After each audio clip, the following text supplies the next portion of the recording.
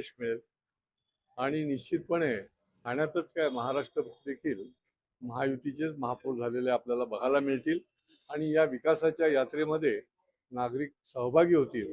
जी आदरणीय नरेंद्र मोदीजींनी सुरू केलेली विकासाची वारी आहे, या वारीमध्ये मोठ्या प्रमाणामध्ये आम्हाला नागरिक जे आहेत ते मदत करतील। सर, मतदानाची टक्केवारी वाढावी यासाठी काय आव्हान कराल?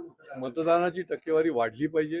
ही स्थानिक निवडणूक आहे, लोकल प्रश्न जे आहेत ते सोडवण्याकरता आपण लोकप्रतिनिधींना निवडून देणार आहोत आणि त्याच्यामुळे भरभरून मतदान जे आहे हे झालं पाहिजे। मी नम्र आवाहन करेन की ही टक्केवारी कुठल्याही परिस्थितीत कमी होता कामा नये, कारण की शेवटी हा तुमचा हक्क आहे आणि लोकशाही बळकट करण्याचं हे अत्यंत महत्त्वाचं अशा प्रकारचं साधन आहे आणि त्याच्यामुळे माझी नम्र प्रार्थना आहे की सर्वांनी यामध्ये सहभागी व्हावं।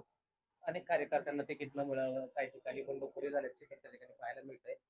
या सगळ्या बंडखोरीचा फटका या मतदानामध्ये बसू शकतो। महायुतीला आम्हाला रेकॉर्ड ब्रेक यश मिळेल।